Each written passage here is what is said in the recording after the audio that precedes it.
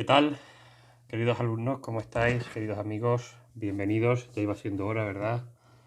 La sesión número 2 del curso de escritura novelística libre. ¿Tenéis lápiz? ¿Tenéis papel? ¿Estáis preparados? Vamos allá. Este va a ser un vídeo largo, así que nos lo vamos a tomar con calma. Si tenemos que hacer, incluso dividirlo en una, dos o tres partes, lo vamos a hacer. No os preocupéis. Lo importante es que las pinceladas que vayamos dando vayan ayudándoos e inspirándoos y dándoos consejos para poder escribir un relato largo, un relato de consistencia. Porque este segundo capítulo, este segundo vídeo, esta segunda sesión del curso trata efectivamente sobre la novela. El primer capítulo hemos hablado del escritor, pero el escritor escribe algo, objeto directo, complemento directo del verbo escribir, algo. ¿Qué es ese algo? No hay un solo tipo de escritor. Cada persona es un mundo y cada escritor es un mundo también, es un universo. Pero hay un tipo concreto de composiciones, de obras literarias, que sin duda es la reina de hoy en día. La gran dominadora de alguna manera del número de creaciones que se hacen hoy en día en todo el mundo, con mucha diferencia sobre el resto. Y por supuesto es también la gran dominadora del mercado. Es pues el producto que más solemos consumir los lectores y desde luego yo creo que también es el primero que viene a nuestra mente cuando pensamos en escribir. Sobre todo cuando pensamos en escribir una historia que nos ronda por la cabeza. Ese tipo de relato lo llamamos habitualmente novela, con una denominación que se le dio pues ya en la Edad Media, aunque no tenía el mismo sentido que ahora, y que ha ido perfilándose a lo largo del tiempo hasta llegar al siglo XXI, en el que tiene no solamente una posición preponderante o predominante en el mercado, sino unas características muy claras que no por ser en muchos casos generales e indeterminadas dejan de ser fácilmente apreciables. Así que vamos a meditar sobre qué es eso que hay que escribir, qué es eso que escribe el lector y que llamamos novela, perdón, el escritor y que llamamos novela. ¿Cuál es su estructura? ¿Qué papel toma el autor? ¿Cómo se construye la trama? Etcétera, etcétera. Vamos a intentar dar unas poquitas pinceladas de cada tema. Desgraciadamente no nos podemos meter en mucha profundidad, pero por lo menos que meditemos un poquito, aunque sea a vuela pluma, acerca de este elemento que ocupa la mayor parte de nuestras estanterías y que sin ninguna duda también ocupa nuestro pensamiento y nuestro proyecto a la hora de escribir, que para eso estamos aquí. Algunos de vosotros ya habéis escrito novelas, lo habéis hecho o bien de manera absolutamente privada, incluso parcial, no las habéis terminado, o bien las habéis terminado y están ya en fase de edición, que lo sé yo. Eso no es impedimento para que meditemos acerca de esto, y para los que quizás os sentís abrumado pensando en que escribir una novela es un trabajo fuera del alcance de vuestras capacidades, yo diría que después de reflexionar un tanto sobre la novela, veréis que efectivamente es una montaña alta, pero que no es imposible. ¿Qué es una novela? Es lo primero que nos tenemos que plantear, ¿no? ¿Y por qué una novela tiene que tener, como yo digo, al menos 150 páginas?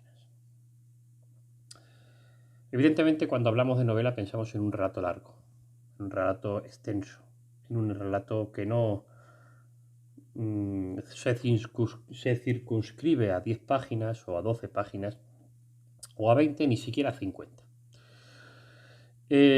Una novela evidentemente es un relato que supera con mucho la longitud de lo que llamamos habitualmente un relato breve. Un relato breve es una composición mucho más modesta, es una composición mucho más sencilla, es una composición mucho menos compleja, con menos tramas, con menos personajes.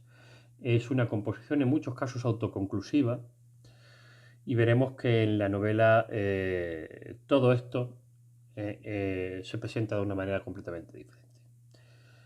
Algo sé yo de relatos breves, puesto que he ganado algún premio literario de relato breve, aunque no sean premios literarios de gran renombre, y he escrito centenares de ellos, algunos de los cuales podéis leer en mi blog. Si vais navegando, veréis que hay relatos breves a tutiplén, y que prácticamente casi todo lo que hacemos los escritores, que no es novela y no es poesía, se puede fácilmente incluir en ese género tan amplio del relato breve, tenga el formato que tenga. Incluso mis creaciones acerca del poeta loco, que son una de las que es sin duda el personaje más original de todo mi mundo, que es salvando, haciendo excepción de la novela última que he publicado, de Canción Eterna, la cual está ambientada en un universo completamente diferente y es una creación fantástica original, pues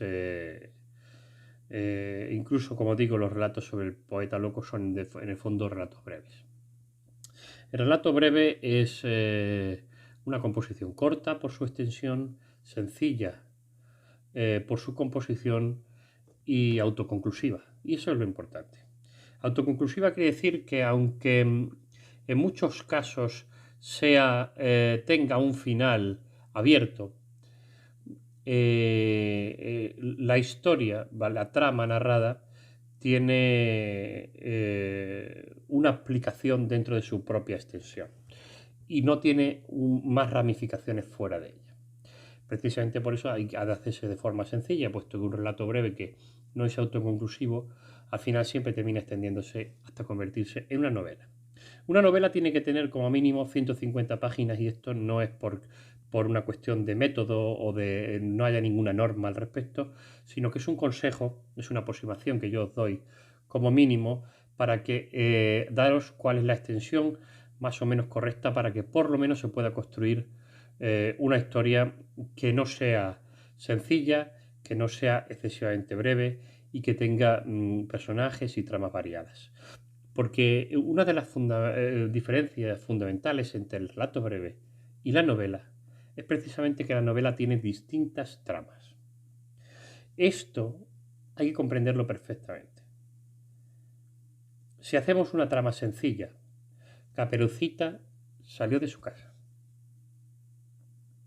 Se encontró con el lobo. Salió corriendo.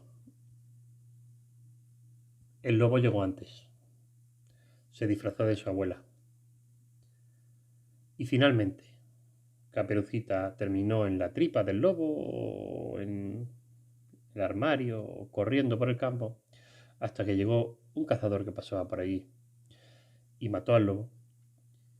Si hacemos una historia sencilla, es difícil que consigamos que esa narración sea extensa.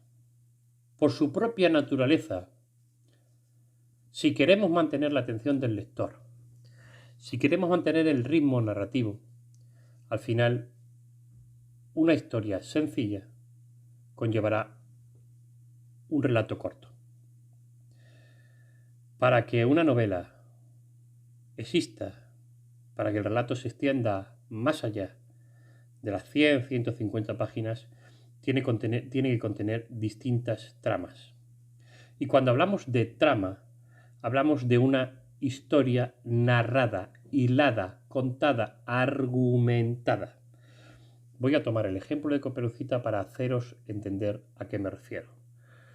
Sería necesario que contáramos no solamente el viaje de Caperucita, su encuentro con el lobo y demás, sino también la vida y el viaje y la historia y el día y el contexto del cazador. Y cuando incluyéramos también esa historia, ya tendríamos dos tramas. Y cuando además incluyéramos la relación entre la abuela y la mamá de Caperucita y por qué viven en sitios distintos si la casa está en medio del bosque, tendríamos otra trama. Y cuando explicáramos por qué la abuela vive en medio del bosque y si eso tuviera algún tipo de consecuencia o de causa social, por ejemplo, se me ocurre así de pronto, que la abuela era considerada una bruja, y tuviéramos que explicar eso y hablar de su vida, de su pasado, en ese caso tendríamos una cuarta trama. Y al mezclar todas estas tramas en una misma historia y hacerlas converger, entonces estaríamos construyendo una novela.